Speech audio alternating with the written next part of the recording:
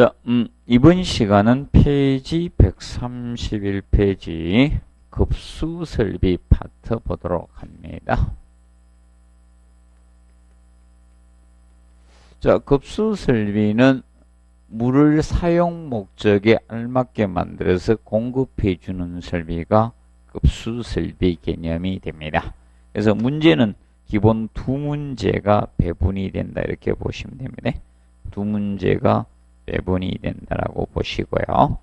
그래서 먼저 수온과 수질 개념에서 여기 음용수, 자병수의 개념을 다루고 있습니다. 음용수는 사람이 직접 음료용으로 드시거나 아니면 조리용이라든지 사람이 직접 사용하는 물을 음용수라 합니다. 그리고 자병수의 개념은 잡다한 용도, 쉽게 청소용이나 대변기 세정용이나 살수용이나 공조용 같이 사람이 직접 마시거나 씻는 물이 아닌 물을 무슨 수? 자병수 이렇게 칭합니다. 그래서 주택이나 사무소는 자병수 비율이 높고요. 그런 반면 호텔 병원의 경우는 음용수 비율이 높다라고 보시면 되겠습니다. 그리고 지하수 등을 채수해서 우리가 급수 처리하는 자연수의 급수 처리하는 과정이 있죠. 이거는 출제가 되었습니다. 지하수를 채수해서 침전, 깔아앉히는 게 침전이죠. 그리고 폭기, 그리고 여가, 살균 급수순이 됩니다. 그런데 상수도 구성 순서 있죠. 이게 출제, 공급 순서가 출제 안 됐습니다. 그래서 상수도는 이렇게 된다 했어요. 치수장이 있다 했죠. 치수장이 있고, 그 다음에, 이 정수장이 있어요. 물을 알맞게 만드는 정수장이 있고, 그리고 크게 물을 분배해주는 배수지로 나누어져요. 그리고 여러분들이 건물이 있는 거예요. 건물. 이렇게 공급이 되는데, 그래서, 원수를 치수장에서 무엇을 한다? 치수를 하는 거야. 치수를 해서 치수한 물을 정수장으로 보내주는 걸 도수라 해요. 치수장에서 치수한 원수를 정수장으로 보내주는데 이것을 도수라고 표현하고, 정수장에서 물을 알맞게 한다? 정수를 만드는 겁니다. 그러면 정수한 물을 배수지로 보내주는 걸 송수라고 합니다. 오늘 정자세 송수. 그리고 배수지에서 물을 한다? 분배, 배수를 하는 겁니다. 배수를 해서 이 배수된 배수를 하면 건물에 한다? 급수가 되는 과정입니다.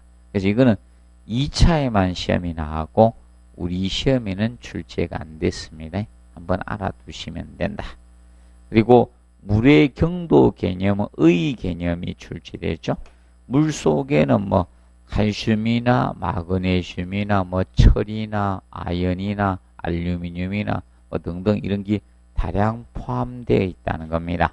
그러면 보통 이것을 갖다가 탄산 칼슘 CaCO3로 한산 표시한 것을 물의 경도라고 합니다. 그래서 탄산 칼슘 함유량에 따라서 분류하면 극연수, 연수, 적수, 경수로 나누어지게 되는 겁니다. 이때 극연수는 0에 가까운 물이고, 그리고 경도가 높은 물이 됩니다. 밑으로 올수록 경도가 높은 물인데, 그런데 극연수는 연간이나 노쇠간을 침식시킵니다. 그리고 연수가 비누용해가 잘 되는 물이죠. 그래서 세탁이나 보일러 용수 하면 무슨 수? 연수를 기억하시면 됩니다. 그리고 경수가 110ppm 이상인 물이 경수입니다. 그렇기 때문에 비누용해가 잘 이루어지지 않는다. 우리가 저걸로 배웠죠? 센 물로 배웠던 겁니다. 옛날에 단물로 배웠던 것은 연수고. 그래서 이제 경수가 세탁이나 보일러 부적합한데, 만약에 보일러에 사용할 땐 급수 처리를 해서 사용해야 된다. 경수의 연화법을 해서 사용하게 되는데, 만약에 그렇게 안 하고 보일러의 경수를 사용하면 현상이 132페이지 이 현상이 생긴다. 그대로 쓰면 볼로에 뭐가 생긴다? 표면에 스케일, 물때가 형성이 되는 거예요. 스케일이 형성되니까 물때가 형성이 되므로 이 때가 형성되니까 전열 효율이 어떻게 떨어지는 거예요. 전열 효율 저하를 가져. 효율이 떨어지니까 볼로의 뭐다? 가열 원인이 됩니다.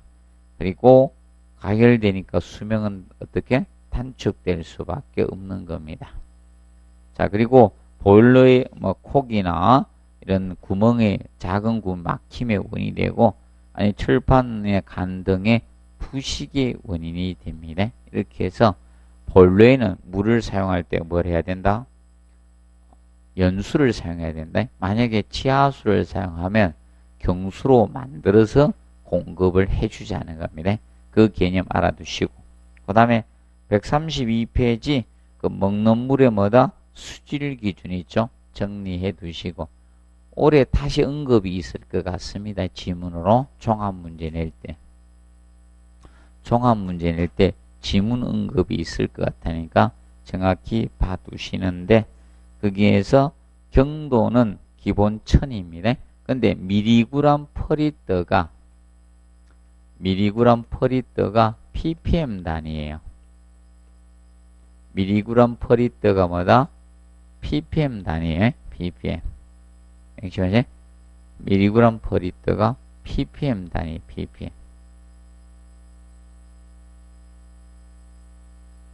백만 분율입니다. 이게 100만 분율이에요. 그래서 보통 여러분들 법에 나타낼 때는 이걸로 나타내면 안 되거든. 그래서 이걸로 나타내는 게. 그래서 여러분들이 저걸 사 드시면요, 생수를 사 드시면 거기에 깨알 글씨로 써놨어요. 눈에 보이지도 않아. 시력이 나빠가지고. 맞아요? 거기 보면 이 미리그램 퍼리터가 적혀 있는 거예요. 거기 보면 뭐 나트륨, 칼슘, 이렇게 마그네슘이 적혀 있습니다. 그래서 기억하시고, 그 다음에 그래서 경도는 얼마? 1000인데, 수돗물이 주어지면 얼마다? 300. 그 먹는 물은 종류가 다양하다는 거예요. 그래서, 먹는 물은 종류가 다양합니다. 그래서 여러분들 나중에 보면요, 저렇게 적힌 거 있죠. 음료라고 적힌 거 있죠.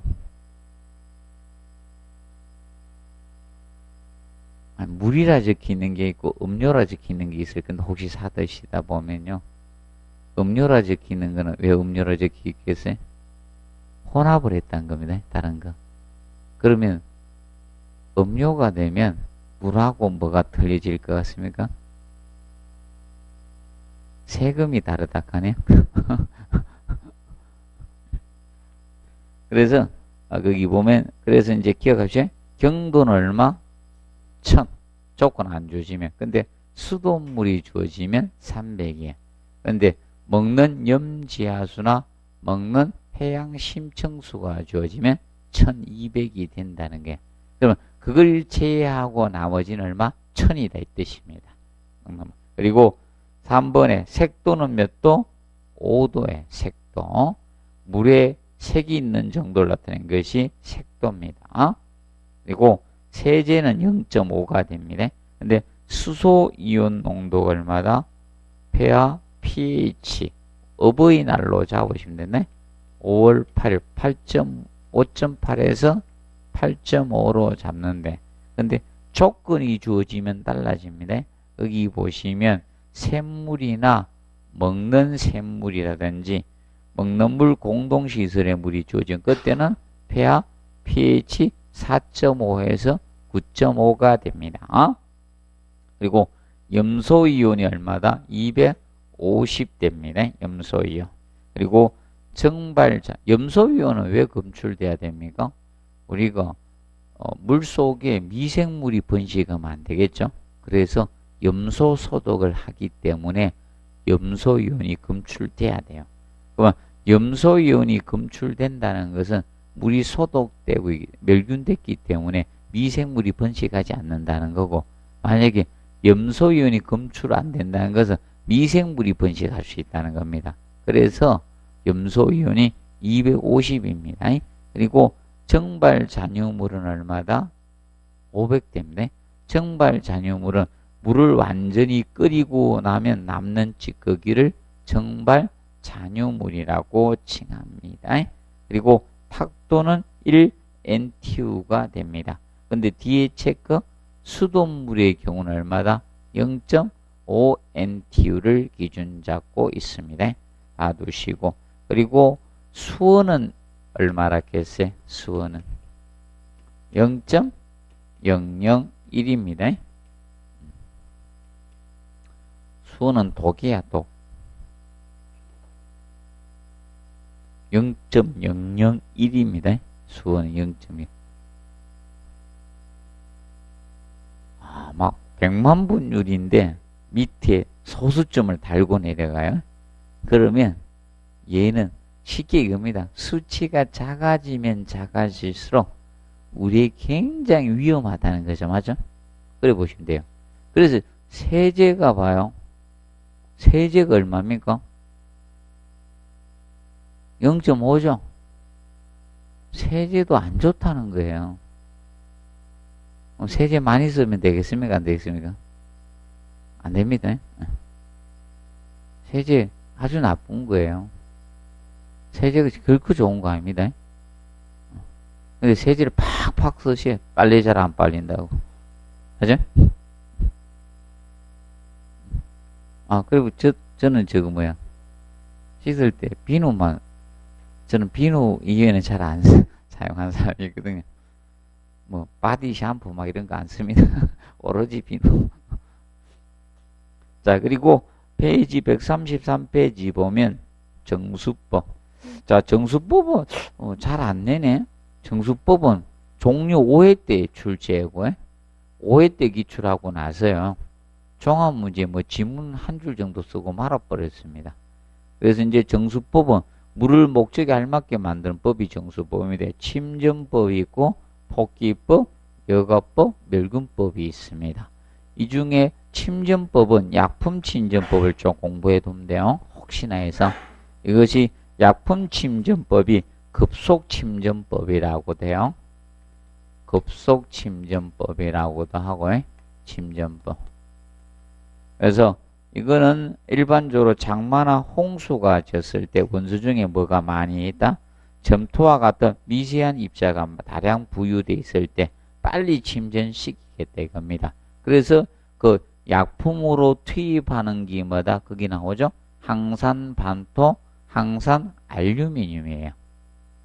항산반토라고도 하고 항산알루미늄이라고 해요. 이걸 항산알루미늄이라고 해요. 항산반토를. 이걸 투입해서 빠르게 침전시키는 걸 무슨 침전법? 약품침전법이라고 합니다. 그리고 폭기법은 이거예요. 폭기는 사실 이겁니다. 보통 물에 용해되던 용해성 철들은 제1철들은 여가에서 걸러지지가 않습니다. 그럼 여가에서 걸러지지 않는다는 건 제거하기 힘들다는 거거든요. 그래서 이것을 갖다가 그래서 철 꼭 안 해도 돼요. 그 뭐 탄산 제2철, 수산화 제1철 해가 이거 막 외우려고 하지는 말고 그러면 이 제1철들이 용해성 철이야 쉽게. 물에 용해되던 용해성 철입니다. 그럼 이걸 갖다 불용해성 철로 만드는 거예요. 그럼 공기하고 접촉시켜서 불용해성 철인 수산화 제2철로 만들어야 돼요. 그럼 불용해성 철이 돼야지 여가에서 걸러질 수가 있는 겁니다. 그래서 폭기라는 것은 원래 공기 중에 물을 뿜어주는 게 폭기예요. 그럼 반대로 물속에 공기를 불어넣어도 되는 거예요. 이것이 폭기입니다. 폭기. 그래서 이 폭기법은 왜 하는가 하면 철성분을 제거하기 위해서 뭐다? 불용해성 철로 만드는 거하고 그 다음에 저거 됩니다. 물속에 암모니아 등의 유해가스가 함유되어 있다는 겁니다. 이런 가스를 뭐하기 위해서 발산하기 위해서 우리가 폭기법을 쓰고 있는 거예요. 폭기법을. 그리고 여가는 거르는 것이고 그리고 멸균법이 소독하는 거예요. 소독. 자, 그리고 급수량과 급수압력 개념 나오는데 급수량은 인원수에서 급수량 계산하는 방법이 있고 넘겨보시면 무엇이 있다? 위생기구수에서 구하는 방법이 있습니다. 위생기구수. 위생기구수에서 구하는 방법이 있고요. 그 다음에 필요급수압력해가 나오죠. 그래서 이거 외워놓으십시오. 필요급수압력은 자 세정밸브는 얼마다? 0.1 메가파스칼입니다. 0.1. 자, 0.1 메가파스칼인데 그럼 킬로파스칼로 하면 얼마 된다? 100 킬로파스칼이고 100 킬로파스칼 0.1 메가파스칼이 됩니다. 그리고 2번 자, 두 번째 세면기 욕조 싱크 가정용 같습니다. 0.055 킬로파스 자, 메가파스칼이죠. 킬로파스칼로 따지면 55 킬로파스칼이 됩니다. 그리고 자, 샤워기 뭐 샤워 또는 샤워기는 얼마? 0.07 07 그러면 70 킬로파스칼이 됩니다. 그리고 샤워기인데 압력식이나 온도 감지식, 혼용 이런 압력 조건이 주어졌다. 이럴 때는 무엇이다? 0.13 메가파스칼, 130 킬로파스칼이 됩니다. 그래서 무조건 안개 넣으세요.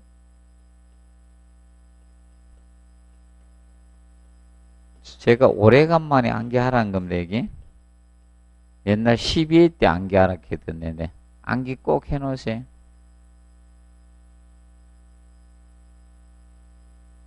꼭 해놓으셔야 돼. 자, 그 다음에 이제, 급수강경.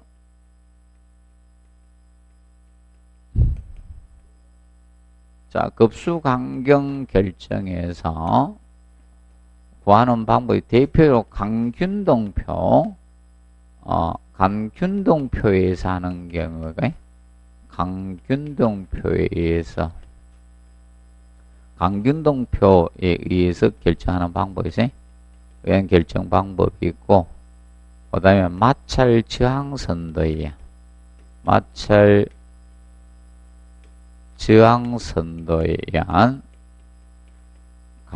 급수강경 결정 방법이 있어요. 근데 기구 간 연결 방법에서 결정, 그러면 이 두 강균등포 기억하고 마찰 저항선도 두 가지만 기억을 해 놓으십시오. 자, 그런데 우리가 이제 급수강경에는 이걸 꼭 기억하시면 돼. 급수강 세정 밸브식 대변기. 자, 세정 밸브식 대변기의 자 급수강경은 얼마가 돼준다? 25mm 이상. 돼야 돼. 25mm 이상. 25가 된다는 점, 이거는 꼭 외워놓으십시오. 세정밸브식 대변기는 25mm 이상의 급수강경을 우리가 확보해 주셔야 됩니다. 그리고 자, 급수 방식 나옵니다. 자, 급수 방식은 수도 직결 방식, 고가 수조 방식, 압력 탱크 방식, 탱크 없는 부스트 방식이나 펌프 직송 방식 있죠? 자, 그러면 얘는 제일 중요한 게 누구라 했어요? 고가 수조 방식이라 했어요. 고가 수조 방식이 제일 중요하고, 두 번째가 뭐다? 부스트 방식. 바로 펌프 직송 방식이 중요하다 했습니다. 펌프 직송 방식. 자, 그러면 수도 직결 방식은 소규모 건물에 씁니다. 얘는 뭘로 공급한다 했어요? 수도 직결 방식은 수도 본관에 뭐다? 압력으로 직접 공급하는 방식이 수도 직결 방식이었죠. 그래서 대규모는 쓸 수가 없죠. 수도 직결은 수도 본관에 압력으로 공급하는 거야. 압력으로 상향급수하는 방식이죠. 상향급수하는 방식이 수도 직결 방식이에요. 그래서 내가 소규모 액밖에 못 씁니다. 근데 급수 오염 가능성이 제일 적죠. 급수 오염 가능성이 적다는 것은 저거를 의미합니다. 급수 오염 가능성이 적다는 것은 위생적인 측면에서는 어떻게 유리하다겠죠. 자, 그다 써놓으시 2번에 급수 오염 가능성이 적다는 것은 위생적인 측면에서 유리하다 이 뜻입니다. 위생적인 측면에서는 제일 유리하다는 게 위생적인 측면에서는 가장 유리하다는 겁니다. 그리고 정전 시에는 급수가 가능합니다. 근데 단수 시는 뭐다? 급수가 불가능해요. 자, 얘는 뭐를 설치하지 않기 때문에 물탱크가 있다 없다 수조가 없어요. 물탱크 수조를 이걸 설치 안 해요. 설치 안 하고 펌프도 있다 없다? 없어요. 펌프도 없는 거예요. 물탱크하고 펌프가 없어요. 그래서 수도 본관에 압력을 공급하기 때문에 보통 단수시는 급수가 안 되는 겁니다. 정전시는 펌프와 관계없으니까 급수되는 거고요. 그 점을 명심해야 돼요. 그러면 수도 직결 방식 펌프도 없고 물탱크도 없으니까 시설비는 싸다 비싸다? 싼 방식이에요. 그리고 고가 탱크 방식이 대규모 급수 설비에 사용하는 거죠. 그런데 일정한 수압으로 급수할 수 있는 게 이 수압이 제일 일정한 게 바로 고가 수조 방식이에요. 고가 수조. 자, 고가 수조 방식은 수압이 일정하다는 것은 사용 수전에서 수압이 일정하다 이 뜻입니다. 상하층이 수압이 일정한 게 아니고요. 그러면 이렇게 해서 위에다가 물탱크를 여기다 설치했어요. 여기에다가 물탱크를 설치해서 이렇게 내려서 쓰고 있어요. 여기서 이렇게 내려서 쓰고 있는데 그럼 여기는 이만큼 수압을 받는 거고 떨어진 거리만큼 수압을 받는 거예요. 그래서 여기는 이만큼 수압을 받는 거고 떨어진 거리만큼. 그래서 기본적으로 어떻게 되는가 하면 예를 들어서 지금 이제 여기가 떨어진 거리 그러면 여기는 여기였다 최상 여기는 요만큼 떨어진 요만큼 거리 받는 거예요. 그럼 여기 이만큼 떨어졌다. 그럼 이 떨어진 거리가 여기서 여기까지가 예를 들어서 25m 했다 이거야. 그럼 곱하기 0.01을 해주면 되고 0.25메가파스칼만큼의 수압을 받는 게 여기에서는. 그런데 여기입니다. 여기니까 이 떨어진 거리가 요거는 안 됐다. 이거는 10m 떨어졌다. 가정합시다. 그럼 10m 곱하기 얼마? 0.01을 해주면 0.1메가파스칼만큼의 수압을 받고 있다는 거예요. 그러면 여기는 이거만큼의 수압이 일정하게 작용하는 거고 여기는 이거만큼의 수압이 일정하게 작용한다 이 뜻입니다. 상층하고 하층의 수압이 일정한 것은 아니다. 그럼 상하층의 수압 변동은 있어요. 수압은 차이가 있지만 사용 수준에서 수압이 일정하다. 그리고 3번에 급수의 오염 가능성이 제일 크죠. 이거 가지고 자주 냈습니다. 오염 가능성이 제일 큰 것이 고가 수조, 고가 탱크 방식이 됩니다. 그리고 구조물 보강이 필요하다. 옥상에 물탱크를 설치하다 보니까. 그리고 넘친 간이 고가 탱크의 뭐다? 안전 수위확보 역할을 해주는 게 넘친 간이에요.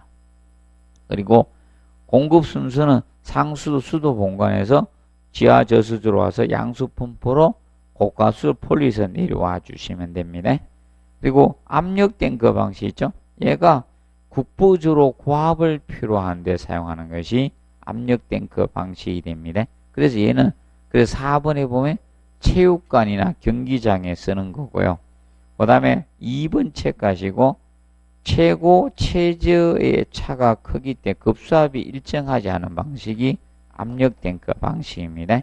그런데 얘는 알아두실 것이 상향 공급시이죠. 그러면 누구만 그러니까 고가 수조 있죠? 고가 수조 이 고가 탱크 방식만 유일하게 하향 급수 방식을 쓰고 있는 거예요. 얘만 하향 급수 방식이에요. 얘만 하향 급수 방식이고 나머지는 다 무엇이다?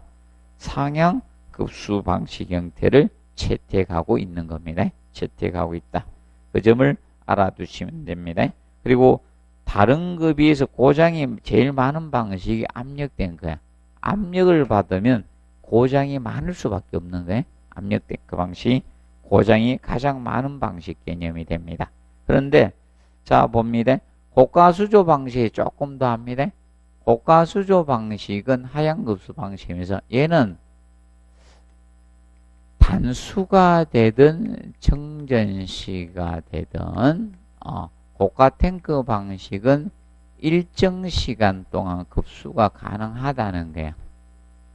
일정 시간 동안 급수가 되는 것이 바로 고가 탱크 방식이 됩니다. 이미 이 물탱크 위에 올라간 거는요, 펌프 가동 안 해도 이미 올라가 있잖아요. 전기가 차단되더라도, 맞죠? 정전인데 펌프 가동 안 해도 이미 올라가 있어요. 비상전원 가동 안 해도 사용할 수 있는 겁니다. 이미 물탱크에 올라간 물은 단수가 되든 정전이 다 사용할 수 있죠. 근데 단수가 됐네? 그럼 지하 저수조 물은 있을 거 아닙니까? 폴려서 사용할 수 있는 거예요. 그렇기 때문에 정전이든 단수 시에 다 급수 가능한 것은 무슨 방식? 고가수조. 그래서 건물에 거의 고가수조 방식을 많이 채택하는 거예요. 근데 문제가 수지로임이 크다는 거죠. 자주 청소를 해줘야 돼요. 그래서 아파트도 몇 개월마다 한 번씩 청소합니까? 6개월마다 한 번씩 청소해 주는 겁니다. 기억을 해 두시면 되겠습니다. 그리고 탱크가 없는 부스, 그냥 줄여서 그냥 부스 방식 또는 펌프 직송 방식이라고 칭하는 거예요. 그래서 이제 이건 제일 중요한 게 7번하고 8번을 대고 있는 거예요. 정속 방식하고 무슨 방식? 변속 방식. 자, 그래서 부스 방식은 상향고 이거 가지고 정속 방식, 변속 방식이 있죠. 자, 이 두 가지 가지고 시험을 출제를 하고 있는 겁니다. 기출을 하고 있는데 정속 방식과 변속 방식. 그러면 정속 방식과 변속 방식에서 정속과 변속 방식. 그러면 얘는 무엇이라 했겠습니까? 대수 제어 방식이에요. 이거는 대수 제어 방식이고 얘가 회전수 제어 방식이라 했어요. 회전수를 제어하는 방식입니다. 그러면 펌프를 여러 대 병렬로 설치하는 거예요. 펌프 여러 대를 병렬로 설치하는 거예요. 여러 대를 병렬로 설치합니다. 자, 왜 병렬로 설치해야 되는가 하면, 자, 이거죠. 예를 들어서 이 대수 제어 방식은 급수량이 많아지면 가동 대수를 증가해야 돼요. 양수량. 자, 부하량이 많아지잖아. 급수량이 많아지니까 급수량을 많이 증가해야 되잖아요. 그래서 병렬로 배치하는 거하고 직렬로 배치하는 게 틀려져요. 그럼 펌프를 자, 이 펌프를 직렬 배치했을 때하고 직렬 배치했을 거, 병렬 배치했을 때 차이점이 뭔가 하면 직렬 배치하면 양정을 물의 높이 양정이 키울 때 쓰는 거예요. 양정은.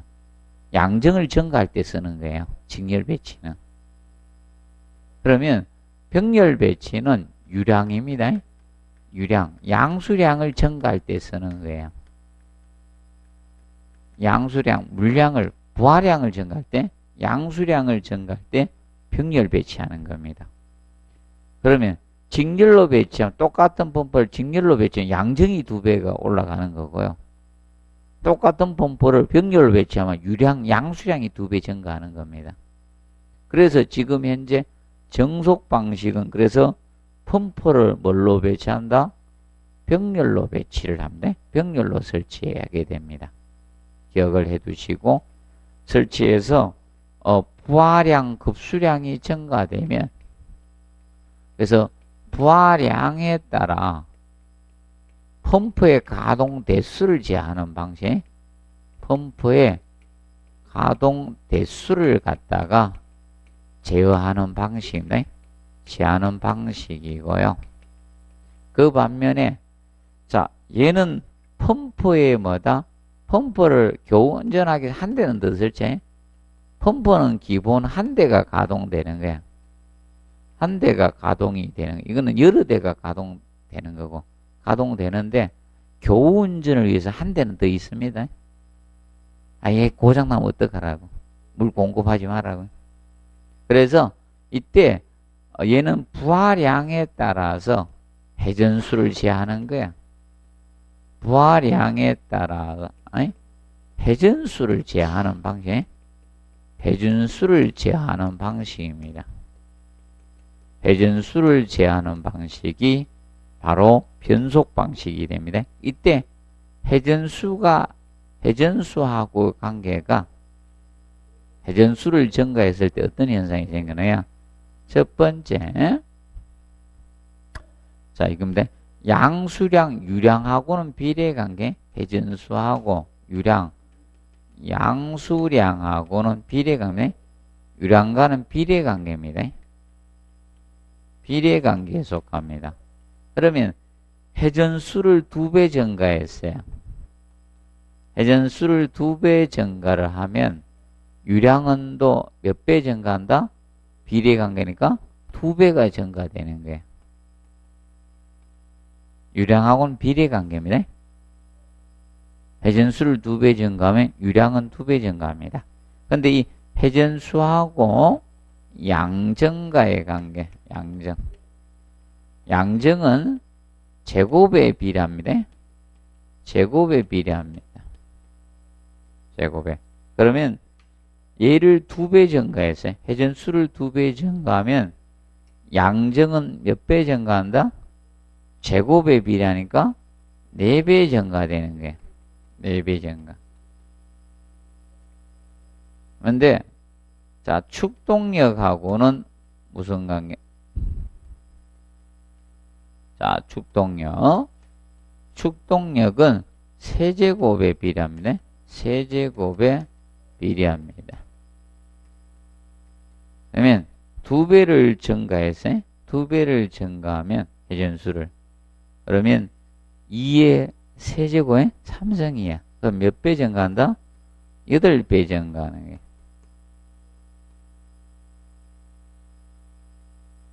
자, 혹시 계산 문제가 나오더라도 회전수를 증가했습니다. 회전수를 2배 증가하면 유량도 몇 배 증가합니다. 양수량, 유량이 얼마인 펌프가 있다. 이때 회전수를 2배 증가했을 때 유량은 얼마나 증가하느냐? 이렇게 하면 그냥 비례관계. 그래서 여러분들 뭐 회전수를 뭐 3배 증가했던 뭐 어떤 신경 그대로 가면 돼? 비례관계라는 거. 예를 들어서 해준 거 이건 2배 증가했을 때 이렇게 된다는 거. 또 이걸 그냥 외워버리면 안 돼. 요래했을 때 요래된다 이게. 또 회전수를 3배 증가했는데 또 너 2배 이렇게 외우면 안 돼요. 같이 가는 거예요. 비례. 제곱. 세제곱에 비례합니다.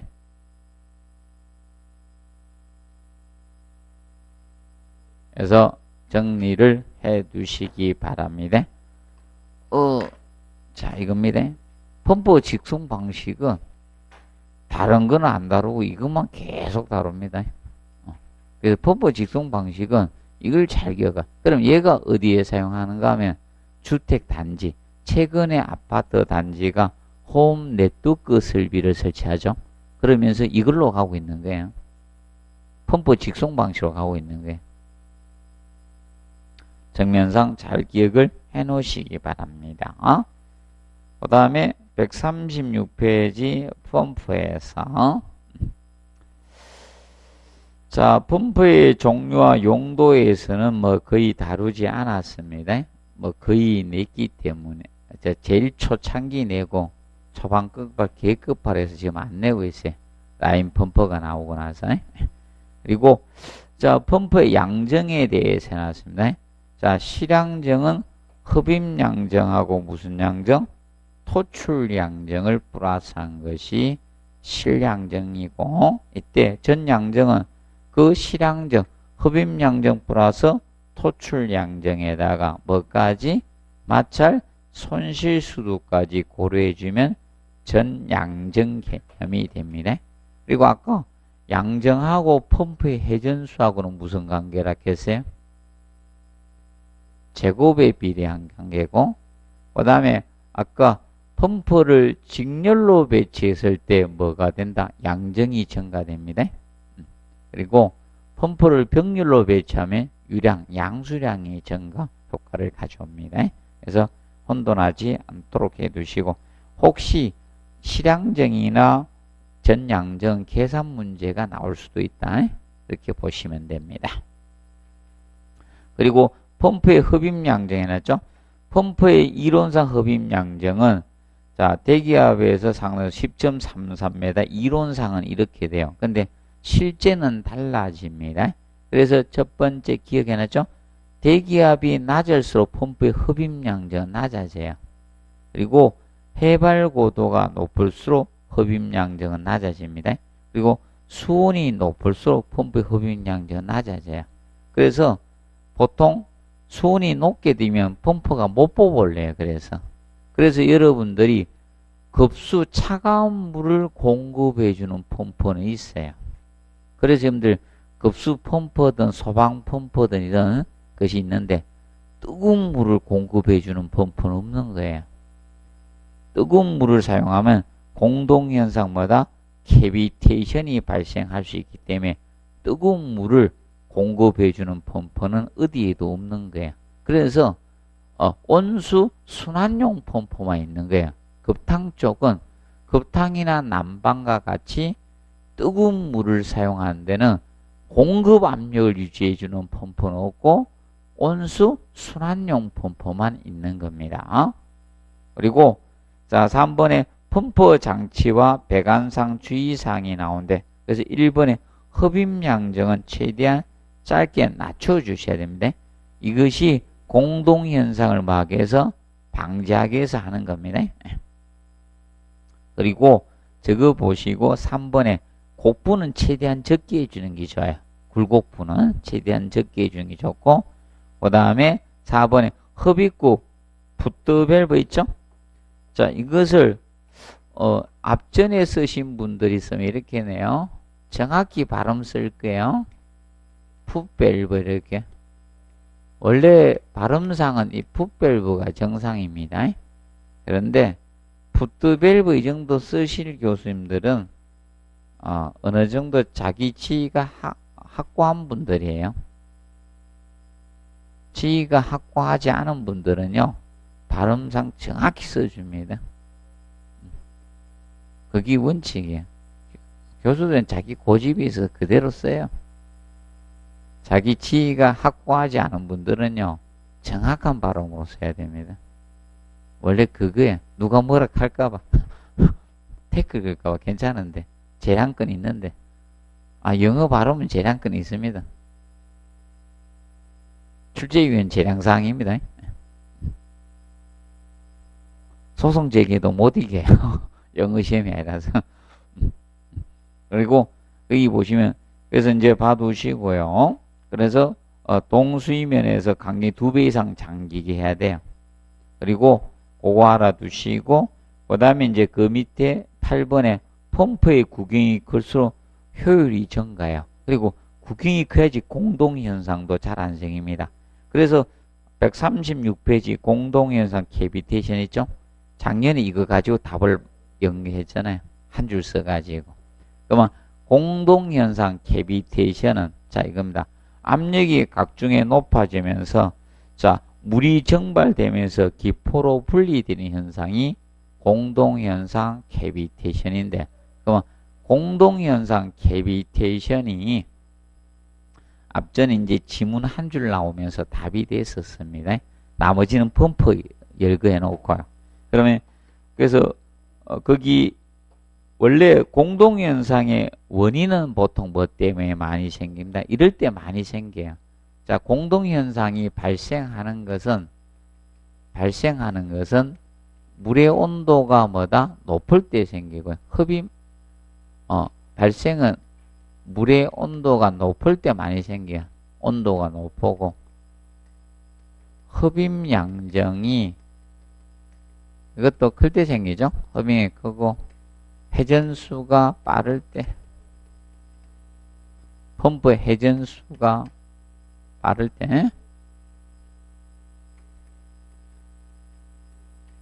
때 생겨요. 그리고 간경은요. 펌프의 구경이 있죠. 흡입 구경은 적을 때 생깁니다. 구경이라 그대로 써주세요. 구경이 적을 때 생겨요. 이때 잘 발생합니다. 그래서 이 네 가지에 대해서 잘 기억하십시오. 이 네 가지. 그래서 나중에 이번에 또 내긴 좀 힘들겠지만 바로 혹시나 언급할 수도 있어요. 이럴 때 잘 생겨. 그러면 방지 대책은 어떻게 하면 된다? 반대로 하면 돼. 이럴 때 발생해요. 공동현상이 캐비테이션 이럴 때 많이 발생하니까 그러면 방지 대책은 어떻게? 반대로 하면 되는 거예요. 방지 대책. 온도 어떻게? 낮추고 흡입 양정은 낮춰주시고 회전 속도를 어떻게? 느리게 하면 되고 구경을 어떻게? 크게 하면 돼요. 그럼 현재 시험 낸 거는 이거예요. 이거고 회전수 냈고요. 제일 처음에 회전수 냈고요. 앞전에 이거 낸 거예요. 흡입 양정.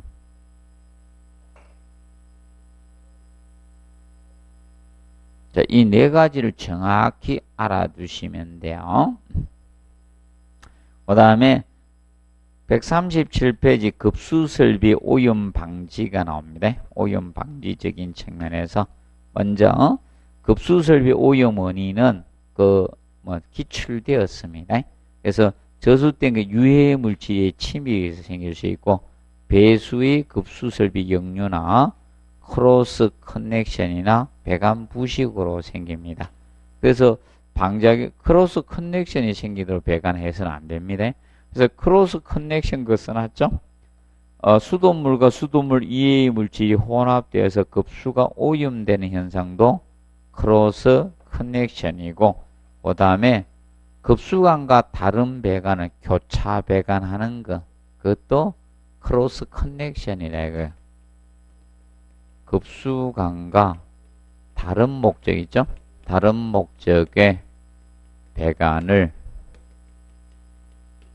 연결하는 거. 이것도 크로스 커넥션이라 해요. 급수관과 다른 목적의 배관을 연결하는 걸 이것을 크로스 커넥션이라고 돼요. 그래서 두 가지 개념을 크로스 커넥션으로 쓰고 있습니다. 그리고 2번에 음료수 저수된 그 오염 방지 대책 나옵니다. 그래서 1번 꼭 체크. 다른 목적의 배관하면 안 돼요. 급수 이외의 목적 배관을 연결해서는 안 된다는 거예요. 그리고 그거 기억해 두시고, 그 다음에 이제 4번에 보면 필요 이상 다량의 물이 저장이 되지 않도록 해야 돼요. 그래서 수조를, 예를 들어서 고가 수조를 너무 크게 설계하면 안 된다는 거예요. 그래서 옛날에요, 당나라 시대 때는 얼마큼 크게 했는가만요. 80년도 이전에요, 물탱크 크기를 얼마로 했는지 압니까? 어떨 때는 피크로드에 2배에서 3배까지 해놨어요. 그 물탱크 크게 놓으면 어떻게 될까요?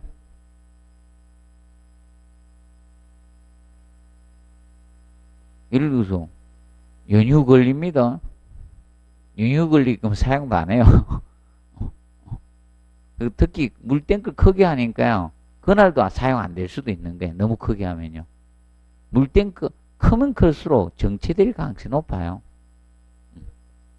그래서 지금은 그렇게 크게 설계를 안 합니다. 그래서 그리고 그 다음에 이제 거기 보시면 6번에 탱크는 육면에서 보수 점검, 스페이스, 공간 확보 다 해야 돼요.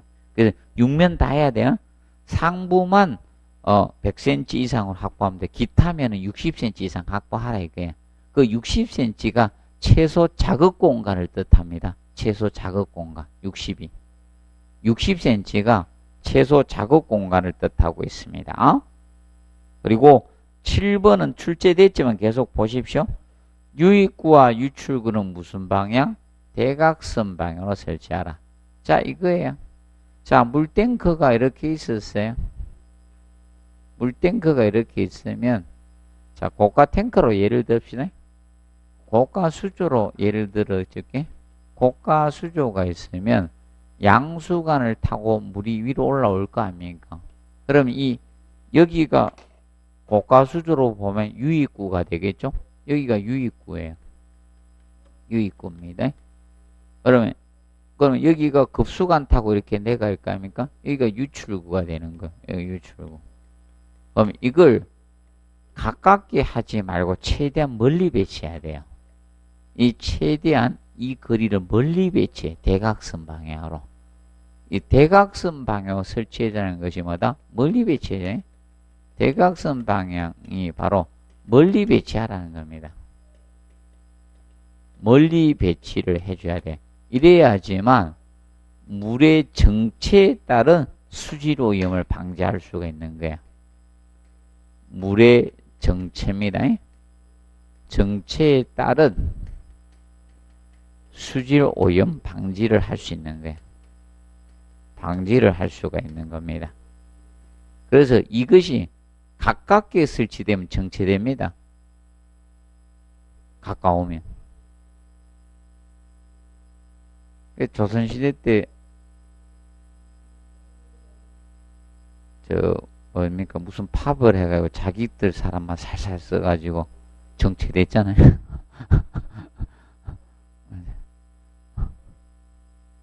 정도전이 만든 재상주의가 어긋나죠. 그래서 자, 유입구하고 유출구, 유입구와 유출구를 최대한 어떻게 멀리 배치해 주셔야 됩니다. 멀리 배치를 해 주셔야 됩니다. 그리고 그 다음에 이제 알아두시고 그 다음에 넘겨서 138페이지 배수의 역류. 자, 배수의 역류를 방지하기 위해서 거기 방지법 해놨죠. 토수구에 공간을 두거나 아니면 진공 방지, 역류 방지기를 설치하면 돼요. 그 역류 방지기를 뭐라 한다? 버큐움 브레이크. 자, 뭐 이렇게 쓰시는 분도 있고, 이걸 또 백큐움 이렇게 쓰시는 분도 있어요. 백큐움 브레이크. 같은 놈인데 이렇게 써요. 발음상. 그래서 이 진공 방지기, 역류 방지기를 설치해 주시면 됩니다. 그 다음에 급수배관 시공상 주의사항이 나옵니다. 배관의 구배, 기울기, 경사에 대해서 해놨죠. 수리 기타 필요에 따라 물을 완전히 배제할 수 있고 공기가 정체되지 않기 위해서 물의 흐름을 원활하게 해서 구배를 두게 되는데 구배를 두는 목적입니다. 그런데 옥상 탱크 방식이 하향 급수였죠. 하향 급수 배관에 있어서 하향 배관의 행주주간 하향 구배, 각 층은 선상향 구배로 한다 해놨죠. 자, 이거는 이겁니다. 자, 옥상 탱크에 물을 내려서 이렇게 쓰잖아요.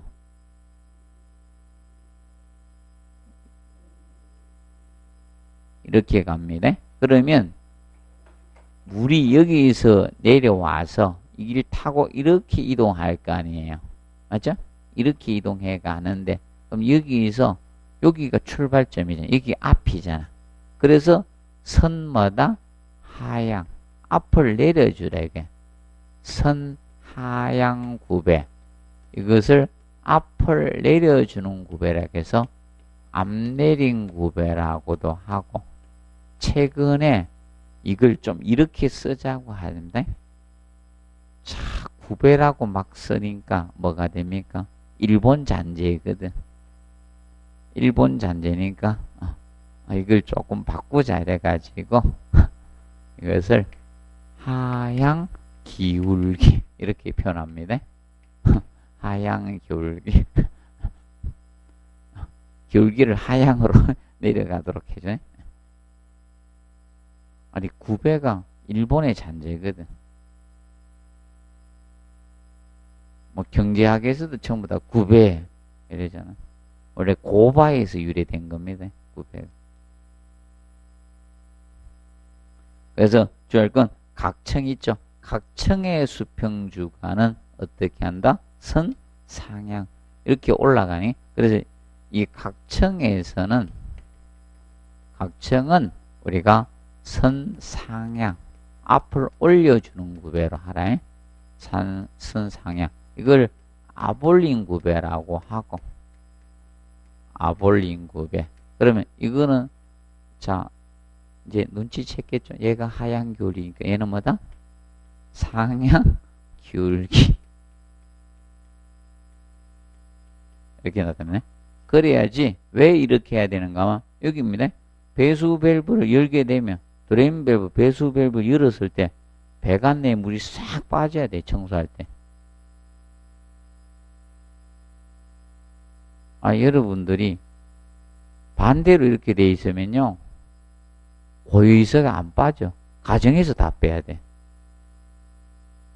그렇기 때문에 어떻게? 이렇게 빼야 됩니다. 배수별 물이 완전히 배제돼. 청소하면서. 옥상 뺀 거 청소하면서 배관 청소 싹 해야 될 거 아닙니까? 그럴 때 이렇게 돼줘야 되니까 배관의 안에 저거 그래서 그 측면 기억을 해 두시고요. 그 다음에 공기 빼기 밸브는 자 이런 굴곡 배관 뭐 디귿자 배관 등이나 굴곡 배관에서 공기를 제각해서 에어벤츠 밸브 공기 빼기 밸브 설치하는 거고 그래서 기억해 두시고 그 다음에 이제 지수 밸브 있죠. 지수 밸브는 자 그래서 국부적인 담수나 수압이나 수량 조절하기 위해서 이제 물을 닦거나 수량 수압을 조절하기 위한 밸브가 무슨 밸브? 지수 밸브.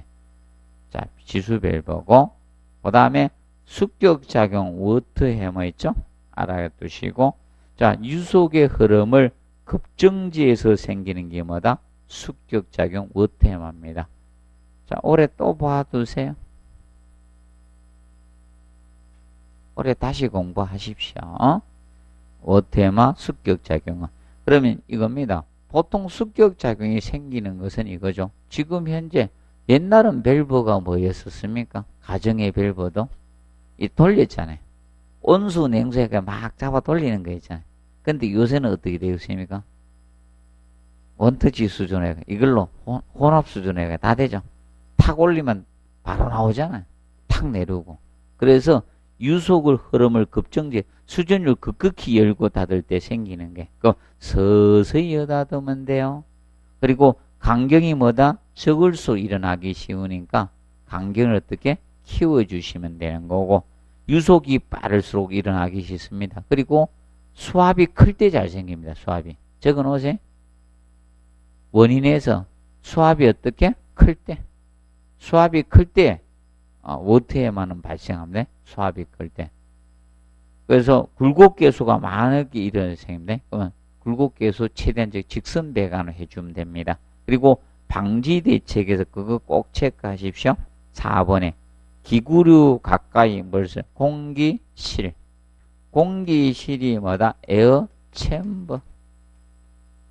자, 명심하십시오. 그래서 앞전에 이거 장난쳤잖아요. 에어 챔버. 그래서 이제 굴곡 배관에는 뭐를 설치하는 거고 공기 빼기 밸브 설치하는 거고 명심하세요. 디귿자 배관. 굴곡 배관에는 뭘 설치한다? 공기 에어가 잖아요. 에어를 빼주는 공기 빼기 밸브를 설치해야 됩니다. 그런데 자 워터 해마를 방지하기 위해서 뭐다? 공기실 에어 챔버를 설치하는 게 이거 헷갈리면 안 됩니다. 그래서 넘겨보시면 140페이지 여기서 거기 에어 챔버 해놨죠? 그래서 공기실 필요하다. 그냥 충격을 흡수할 수 있는 거. 그러면 쉽게 여러분 돼. 차하고 차가 잘 박는 이유는 뭐 때문에 박습니까? 에이, 안전거리 띄우고 가면 박아요, 안 박아요? 자기는 안 박죠. 뒤에 남이 와서 박겠죠. 자기는 안 박습니다. 맞죠? 그게 공기실도 이거야. 충격을 흡수하는 공간이 필요하다 이거죠. 맞죠? 그게 공기실이에요. 에어챔버. 충격을 흡수하는 공간이 필요한 거예요. 거기 에어챔버다. 그래서 에어챔버는 잘 기억해 놓으세요. 또 봐두세요. 공기실. 작년에 이제 처음으로 이제 장난치는 거 냈어요. 자, 공기가 정체되기 쉬운 배관에 설치하는 것은 공기 빼기 밸브고, 공기실하고 헷갈리면 안 돼요. 자, 그리고 3번에 슬리브. 자, 슬리브는 바닥이나 벽에 간통 배관. 항상 얘는 뭐가 나오거든? 간통. 바닥이나 벽에 간통이 나오면 이때는 뭐다? 슬리브. 미리 철간을 미리 묻어둔다 했죠. 그래야지 배관을 교체나 이럴 때 유리하죠. 자, 그래서 여러분들입니다. 아파트 에어컨 기억하라 했죠. 이사 가면 에어컨을 실내기하고 실외기하고 연결하잖아요. 그럼 할 땐 부르면 돈이죠. 아니, 에어컨은 갖다 설치하면 돈 아닙니까? 근데 나중에 에어컨 실내기하고 실외기하고 거리가 자꾸 멀어지면 자꾸 돈이 매달마다 비싸지죠? 맞지? 그래서 최대한 짧게 해줘야 돼. 자, 그리고 이겁니다. 에어컨은 기본이 이거야. 실외기하고 실내기가 멀어지면 멀어질수록 냉방 능력이 떨어집니다. 가깝게 있어야 돼, 최대한. 멀리 설치하죠? 그러면 능력이 많이 떨어져요. 그냥 길게 되면. 그래서 최대한 짧게 해주고, 그래야지 설치할 때 비용도 적게 듭니다. 나중에. 그래서, 그러면 여러분들 실내기하고 실외기하고 연결하는데 뭐가 필요합니까? 동간으로 연결하잖아요?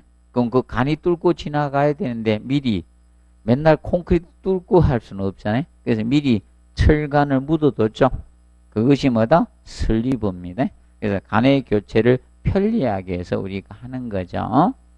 그리고 방동 방로피복은 여름철에 결로를 방지하는 게 방로피복이고, 겨울철에 동파를 방지하기 위해서 하는 게 뭐다?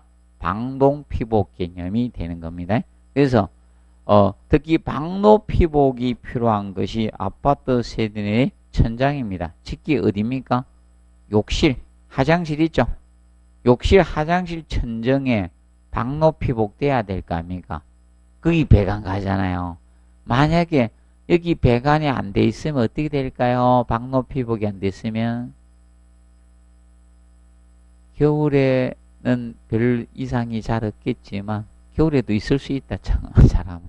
그런데 특히 여름에 심각해집니다. 여름에 결로 때문에 물이 뚝뚝 들어요. 그래서 주의하셔야 됩니다. 그래서 방로피복은 아파트의 천장 속에 대표적인 뭐다? 욕실 천장이죠? 네, 방로피복이 필요한 거예요. 그럼 사실 욕실에 동파 생길 가능성이 있어요, 아파트에? 동파될 것 같으면 여러분들 어떻게 합니까? 여러분들 어떻게 욕실에서 볼일 보고 세면하고 합니까? 맞죠? 다 하는데. 그리고 수압시험은 그거 2개 바꿔서 한번 내겠어요. 그래서 이것만 기억하십시오. 수압시험은 배관공사가 완료되면 뭐부터 한다? 수압시험을 하고 피복공사가 진행돼야 됩니다. 그럼 피복공사 전에 뭐다? 수압시험은 이루어져야 된다는 점을 공부해 두시면 됩니다.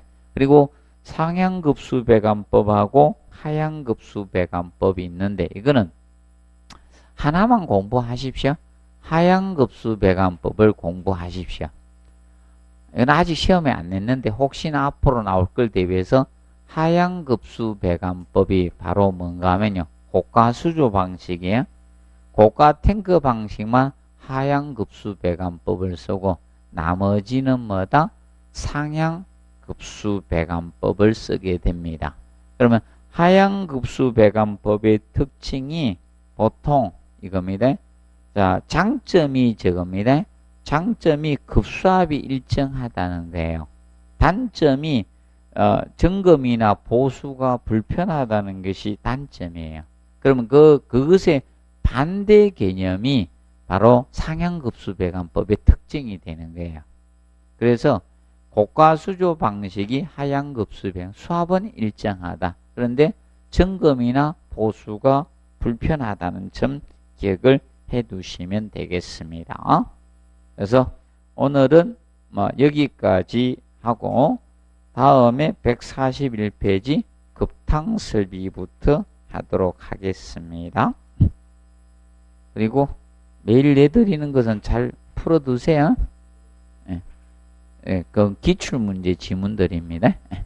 자, 오늘은 여기에서 마치도록 하겠습니다. 자, 수고했습니다.